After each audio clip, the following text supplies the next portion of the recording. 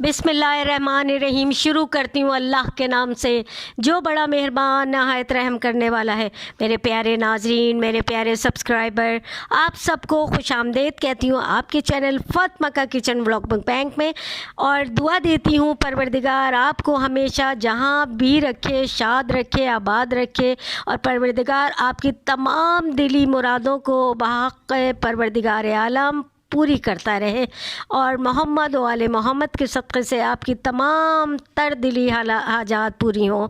आमीन सुम्मा आमीन। मेरे प्यारे नाज़रीन, चलें आए कहानी बहलोल दाना, अक्लमंदी का ख़जाना, अहले बैत का दीवाना, बहलोल दाना शुरू करते हैं। तो चलें आए शुरू करते हैं। क़िस्त नंबर 16। कहते हैं कि एक बार खलीफा ने यूनान से किसी हकीम को बुलाया। जब वो शहर पहुंचा तो हर तरफ उसका शोहरा हो गया। खलीफा ने उसे दरबार में बड़ी इज़्ज़त दी, जिसकी वजह से इसके उमरा और मोअज़्ज़िज़ीन शहर हकीम से ख़ास तौर पे मिलने के लिए दरबार गए। बहलूल को भी ख़बर हुई, वो भी अपनी दीवानगी का लिबास पहने दरबार जा पहुंचा। देखा कि हकीम दरबार में बड़ी शान से बैठा है। वज़ीर अमीर इसकी तारीफ़ों के पुल बांध रहे। बहलूल कुछ देर तो चुपका बैठा रहा, फिर हकीम से बोला, आप क्या काम करते हैं? हकीम इसकी हैयत क़ज़ाई देख कर इसे पागल समझा और इसकी हंसी उड़ाने को बोला, जनाब मैं हकीम हूँ, मेरा काम मुर्दों को ज़िंदा करना है। दरबार में दबी दबी हंसी की आवाज़ें सुनाई देने लगीं।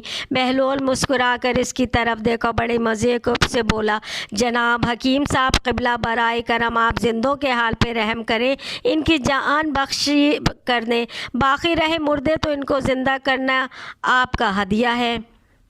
दबी दबी हंसी कहकहों में बदल गई। कहानी नंबर 17। खलीफा के दरबार में महफिल थी। अमीर वज़ीर सब बैठे थे कि बहलूल भी वहाँ आ पहुँचा। उसने खलीफा को देखा तो खलीफा को उसकी नसीहतें याद आईं। उसने तरंग में पूछा, इससे पहले कि बहलूल कोई ऐसी बात कर दे जो इसका सर झुका दे, वो पहल करे। इसने बहलूल को देखा और बोला, बहलूल मेरे एक सवाल का जवाब दोगे? बहलूल ये बताओ कि अगर कोई शख्स अंगूर खा रहा है तो क्या हराम है? खलीफा ने पूछा। नहीं, बिल्कुल नहीं, बहलूल ने कहा। अगर वो अंगूर खाकर पानी पी ले तो? खलीफा बोला, कोई हर्ज नहीं, बहलूल ने बताया। अब यही शख्स अंगूर खाने के बाद और पानी पीने के बाद धूप में बैठ जाए तो फिर कोई मज़ायक़ा नहीं, जितनी चाहे बैठे, बहलूल ने जवाब दिया। तो फिर बहलूल तुम खुद ही बताओ कि यही अंगूर और पानी कुछ अरसे धूप में रख दिए जाएं तो हराम क्यों हो जाते हैं? खलीफा ने बड़े फ़ख्र से अपना फ़लसफ़ा बयान किया। अगर इजाज़त हो तो मैं भी खलीफा से चंद सवाल कर लूँ। उम्मीद है इन सवालों में खलीफा को अपने सवालों का जवाब भी मिल जाएगा। बहलूल ने इत्मीनान से कहा, इजाज़त है। बहलूल बोला, क्या आलीजा बताएंगे कि अगर किसी आदमी के सर पर थोड़ी सी मिट्टी डाल दी जाए तो क्या इसे नुकसान पहुंचेगा? खलीफा बोला, नहीं। इसके बाद इसके सर पर थोड़ा सा पानी डाल दें तो क्या इस शख्स को कोई तकलीफ़ होगी? नहीं, बिल्कुल नहीं, खलीफा बोला। लेकिन बहलूल ने इसे मुतवज्जा किया, अगर इसी मिट्टी और पानी को मिलाकर ईंट बना दी जाए और इस शख्स के सर पे मार दी जाए तो क्या नुकसान होगा? तुम भी अजीब बातें करते हो, बहलूल। खलीफा हंसा, इसका तो सर फट जाएगा। तो फिर आलीजा गौर फरमाए तो मालूम होगा, जिस तरह मिट्टी और पानी मिलकर इंसान का सर फाड़ सकते हैं, इसी तरह अंगूर और पानी मिलकर ऐसी चीज़ बना देते हैं जो हराम और नापाक है, जिसके पीने से इंसान की अक्ल मारी जाती है, उसे बुरे भले की तमीज़ नहीं रहती। खलीफा मुस्तरिब हुआ और बोला, महफिल बर्खास्त की जाती है, हमें हमारे सवाल का जवाब मिल गया। एक रोज़ खलीफा हम्माम गया तो बहलूल भी हमरा था। खलीफा को मजाक सूझा तो बहलूल से बोला, बहलूल अगर मैं ग़ुलाम होता तो मेरी क्या कीमत लगती? बहलूल ने बड़े मज़े से कहा, अलीजा सिर्फ 50 दीनार। खलीफा को इसकी उम्मीद नहीं थी। इसका नाजुक शाही मिजाज बिगड़ा होना, तुम दीवाने इंसान की कद्र व कीमत का तुम्हें अंदाज़ा ही नहीं, अहमक। जानते हो ये तहमत जो मैंने पहन रखी है 50 दीनार तो सिर्फ इसकी कीमत है। मैंने तो भी सिर्फ तहमत की ही कीमत लगाई है सरकार, वरना खलीफा की कोई कीमत नहीं। बहलूल ने हंस कर कहा। کہانی نمبر 18۔ خلیفہ بڑے تذک و احتشام سے شکار پہ روانہ ہوا۔ امیر وزیر ہمراہ تھے، غلام تیر کمان اٹھائے ساتھ ساتھ چل رہے تھے۔ بہلول بھی موجود تھا۔ اچانک ایک ہرن نظر آیا۔ خلیفہ نے فوراً کمان اٹھائی اور ہرن کا نشانہ تیر کھینچ چھوڑا، لیکن نشانہ خطا گیا۔ ہرن چوکڑیاں بھرتا نگاہوں سے اوجھل ہو گیا۔ بہت خوب، بہت خوب، سبحان اللہ، بہلول نے بے ساختہ داد دی۔ خلیفہ کو ناگوار گزرا، غصے سے بولا، بہلول تو میرا مذاق اڑا رہا ہے؟ نہیں عالی جاں، یہ ناچیز تو ایسی جسارت کرنے کا تصور بھی نہیں کر سکتا۔ بہلول نے عاجزی سے کہا، تو پھر یہ داد کس کو دے رہے تھے؟ خلیفہ نے درشتگی سے پوچھا۔ جہاں پناہ، میں نے ہرن کو داد دے دی کہ وہ آپ کے تیر سے کتنی خوبصورتی سے بچا ہے۔ کہانی نمبر 19۔ بہلول اکثر قبرستان میں بیٹھا رہتا تھا۔ ایک روز خلیفہ کو اسی طرف گزر ہوا۔ بہلول پر نگاہ پڑی تو سواری ٹھہرائی اور بولا، بہلول یہاں کیا کر رہے ہو؟ میں ایسے لوگوں کی ملاقات کو آیا ہوں جو نہ لوگوں کی غیبت کرتے ہیں، نہ مجھ سے کوئی امید یا توقع رکھتے ہیں اور نہ کسی کو تکلیف دیتے ہیں۔ بہلول نے وضاحت کی۔ خلیفہ نے گہرا سانس لیا۔ بہلول، کیا تم مجھے پورے صراط سے گزرنے اور اس دنیا میں سوال و جواب کی کچھ خبر دے سکتے ہو؟ یقیناً، لیکن اس کے لیے تھوڑا اہتمام کرنا ہوگا۔ کیا عالی جاں اس کا انتظام کر دیں گے؟ بہلول نے کہا، ہاں ہاں، تم بتاؤ، میں ابھی حکم دیتا ہوں۔ خلیفہ نے جواب دیا۔ پھر عالی جاں اپنے غلاموں کو حکم دیں کہ وہ یہاں آگ جلائیں، پھر اس پہ بڑا توا رکھیں، اس توے کو گرم ہو کر سرخ ہو جانے دیں۔ بہلول نے بتایا۔ بہلول کی فرمائش پوری کی جائے۔ خلیفہ نے فرمان شاہی جاری کیا۔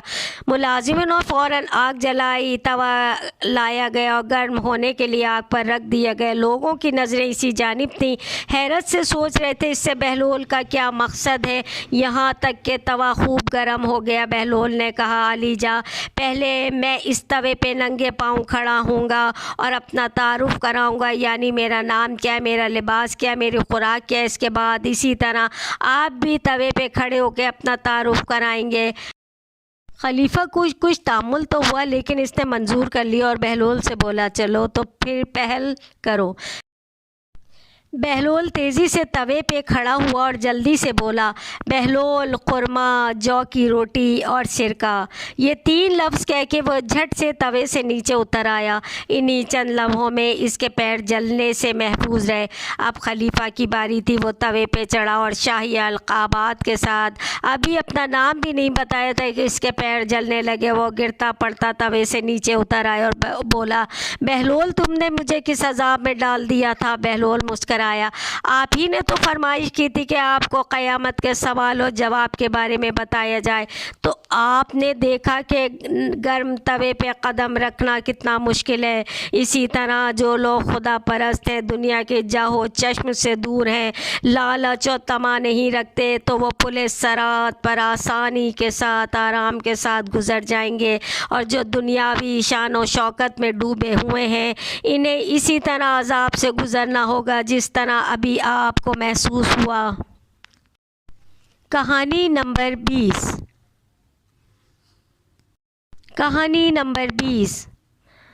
خلیفہ کے وزیر نے بغداد میں ایک مسجد کی بنیاد ڈالی اور وہ اپنے خرچ پہ اسے بنواتا رہا۔ جب تعمیر مکمل ہو گئی تو مسجد کے دروازے پہ کتبہ لگانے کی باری آئی تو وزیر نے اس موقع پر آیا اور اس نے پوچھا، اس کتبے پہ کون سی عبارت لکھوائی جائے؟ ظاہر ہے اس پر تو میرا ہی نام لکھا جائے گا۔ وزیر نے بڑے فخر سے کہا۔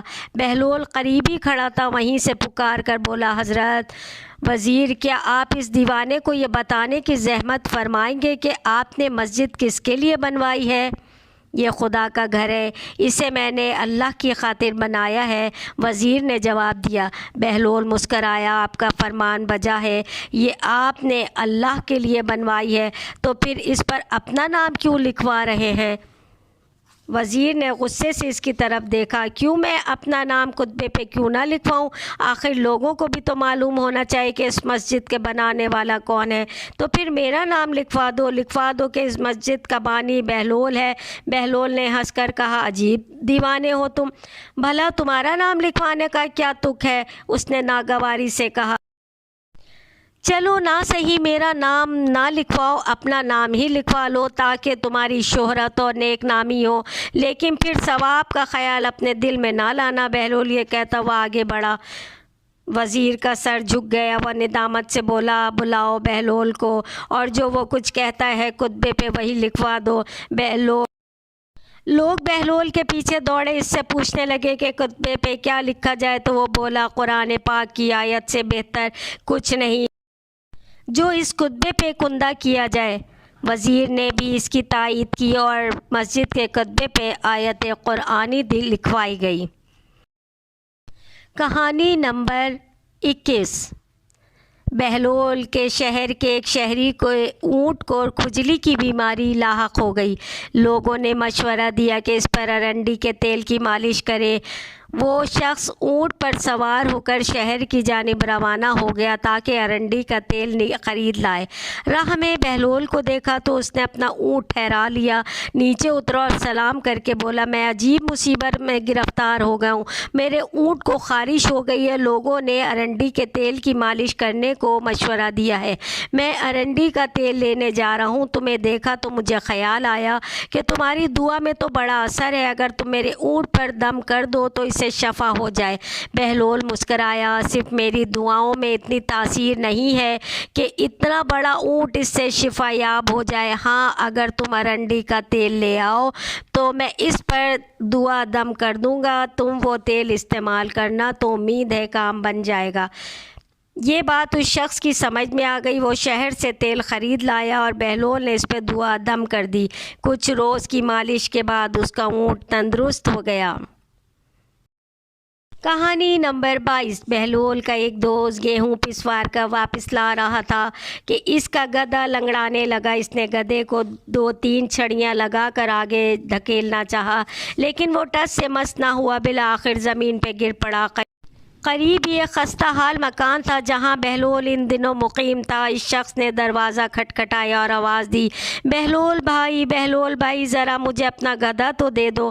میرا گدھا تو آدھے راستے میں جواب دے گیا، مجھے یہ آٹا گھر پہنچانا ہے۔ بہلول اس کی آواز پہچانتا تھا، وہ اس کی عادت سے بھی واقف تھا کہ وہ جانوروں کی صحیح نگہداشت نہیں کرتا اور ان سے بے رحمی کا سلوک کرتا ہے، اسی لیے وہ اپنا گدھا اسے دینا نہیں چاہتا تھا۔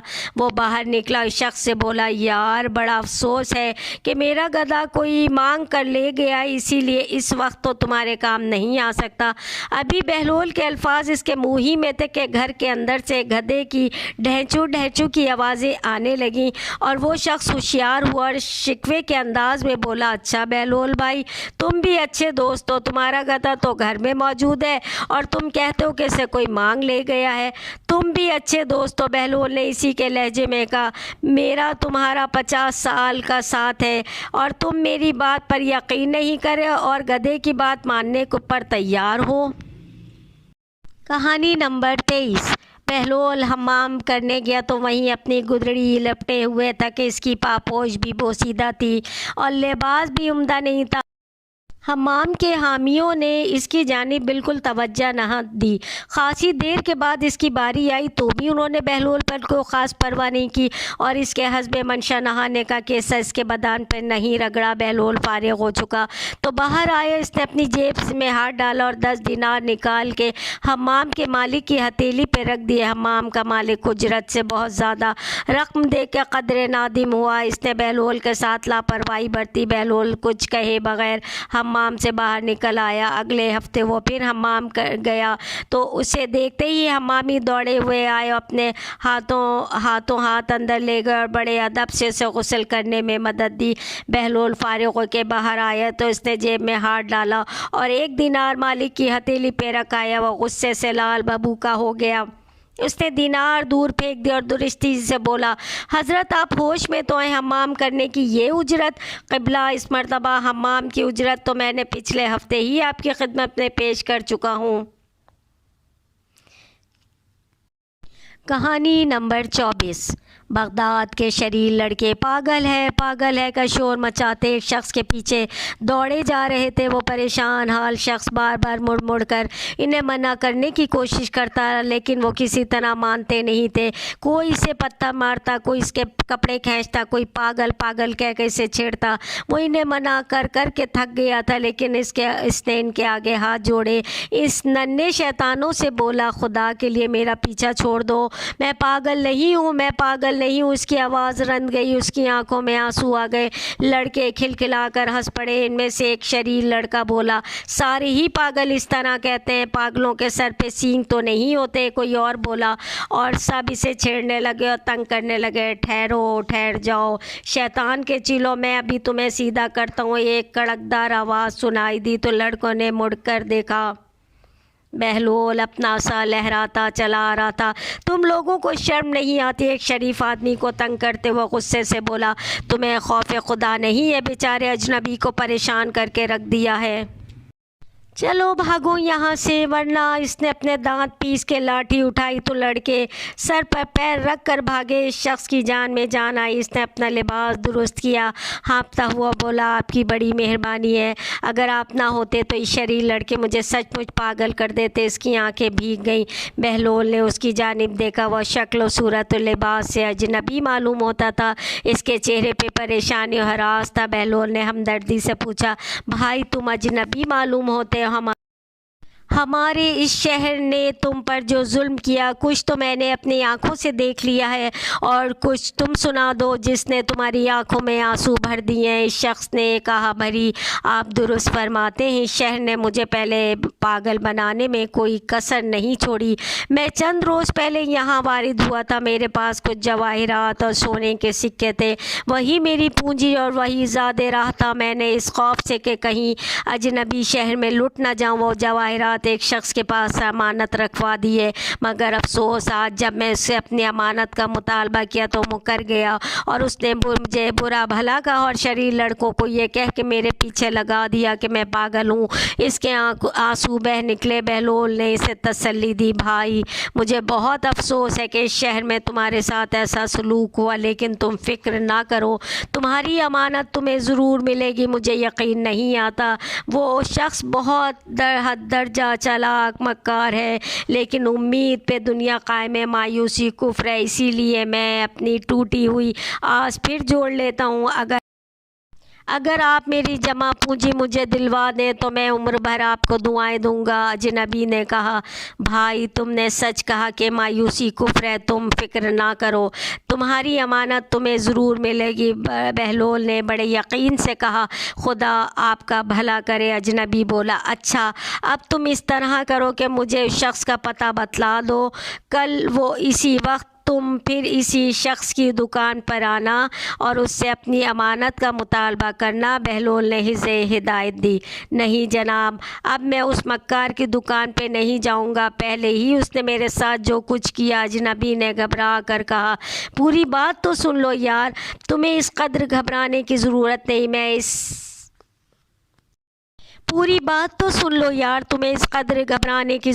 نہیں، میں اس کی دکان پر پہلے سے موجود ہوں گا، یہ میرا ذمہ ہے کہ وہ تمہیں کچھ نہیں کہے گا۔ بہلول نے زور سے کہا۔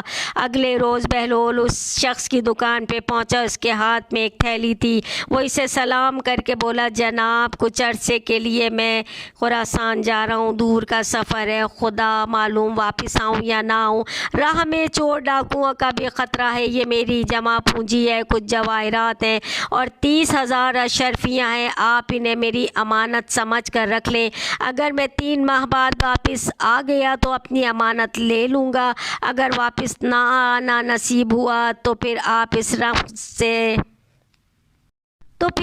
رقم سے کوئی مسجد بنوا دیں۔ بہلول نے نہایت سنجیدگی سے کہا۔ اس شخص نے تھیلی ہاتھ میں لی، اس کا بوجھ محسوس کر کے وہ دل ہی دل میں خوش ہوا اور بولا، جناب آپ کا کہا سر آنکھوں پر، آپ بدشگونی کی باتیں نہ کریں، انشاءاللہ آپ ضرور واپس آئیں گے اور اپنی امانت اسی طرح محفوظ پائیں گے۔ میں آپ کا بہت متشکر ہوں، آپ نے میری پریشانی دور کر دی۔ بہلول نے تھیلی اس کے حوالے کر دی۔ اسی وقت وہ اجنبی شخص دکان میں پہنچ گیا اور بڑی لجاجت سے بولا، جناب، میں نے جو امانت آپ کے پاس رکھوائی تھی برائے کرم اسے عنایت فرما دیجیے۔ وہ شخص سوچنے لگا اسے کیا جواب دے، اگر وہ انکار کرتا ہے تو بہلول مشکوک ہو سکتا ہے، کیا خبر وہ اپنی امانت واپس لے لے اور کسی دوسرے کے پاس رکھوا دے۔ بہلول کی تھیلی اس کی تھیلی سے زیادہ وزنی ہے۔ بہلول خلیفہ کا رشتہ دار بھی ہے اور اس کو اکثر و بیشتر خلیفہ سے نذرانے ملتے رہتے ہیں، یقیناً اس کے جواہرات زیادہ قیمتی ہوں گے۔ یہ سوچ کر اس نے اپنے ملازم سے کہا، وہ اجنبی کی تھیلی لا کر اسے دے دے۔ شخص نے تھیلی لی اور دعائیں دیتا ہوا چلا آیا۔ بہلول بھی دکاندار کو خدا حافظ کہہ کے رخصت ہو گیا۔ وہ شخص دکاندار نے بے قراری سے تھیلی کھولی جو بہلول نے دی تھی تاکہ اس کی مالیت کا اندازہ کر سکے۔ یہ دیکھ کر اس کی آنکھیں کھلی کے کھلی رہ گئیں۔ تھیلی میں لوہے اور کانچ کے ٹکڑے بھرے ہوئے تھے۔ میرے پیارے ناظرین، میرے پیارے سبسکرائبر، آپ نے بہلول کی کہانی سنی۔ اب انشاءاللہ اگلی کہانی بہلول دانا، عقلمندی کا خزانہ، اہل بیت کا دیوانہ، بہلول دانا، قسط نمبر 7 میں ملاقات کیجیے گا۔ اس وقت تک اپنے جڑے لوگوں کا، اپنے ماں باپ کا، اپنے بیوی بچوں کا اور اپنے بہن بھائیوں کا، اپنے دوست احباب کا بھی خیال رکھیے۔ خوش رہیے، آباد رہیے۔ پھر انشاءاللہ ملاقات کرتے ہیں۔ اگر آپ کو یہ ویڈیو پسند آئی ہے تو اس کو زیادہ سے زیادہ لائک کیجئے، شیئر کیجئے اور چینل فاطمہ کے کچن بلاگ مکبینگ کو سبسکرائب کیجئے تاکہ اس طرح آپ کو اچھی اور بہترین ویڈیوز ملتی رہیں۔ شکریہ۔